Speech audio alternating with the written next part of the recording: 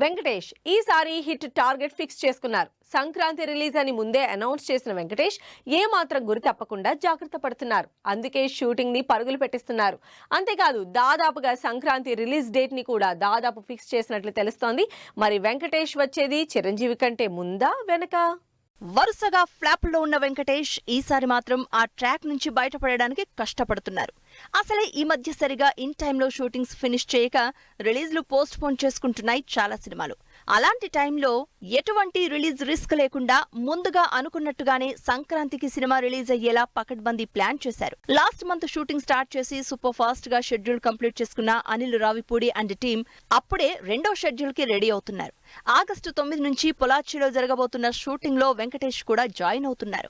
వెంకటేష్ తో పాటు ఈ సినిమాలో మీనాక్షి చౌదరి, ఐశ్వర్య రాజేష్ హీరోయిన్లుగా నటిస్తున్నారు. ఈ నెల 9 నుంచి జరగబోతున్న షెడ్యూల్ కూడా లాంగ్ షెడ్యూల్ గానే ఫిక్స్ చేశారు అనిల్ రావిపూడి. ఒక పక్క షూటింగ్ ని సూపర్ ఫాస్ట్ గా చేస్తున్న అనిల్ రావిపూడి అండ్ టీం ఈ క్రేజీ మూవీని సంక్రాంతి బరిలోకి తెచ్చే డేట్ మీద కూడా డిస్కషన్స్ చేసుకుంటున్నారు. దిల్ రాజు ప్రొడ్యూసర్ గా తెరకెక్కుతున్న ఈ సినిమా జనవరి 12న థియేటర్లోకి వచ్చేలా ప్లాన్ చేస్తున్నట్టు టాక్. ఆల్రెడీ జనవరి 10న Chiranjeevi Vishwambhara cinema release announce చేసింది. చిరంజీవి హవా 10 నుంచే ఉన్నా కూడా పండగ మూడు కాబట్టి జనవరి 12నే థియేటర్లలోకి తీసుకురావాలని ట్రై చేస్తున్నారట.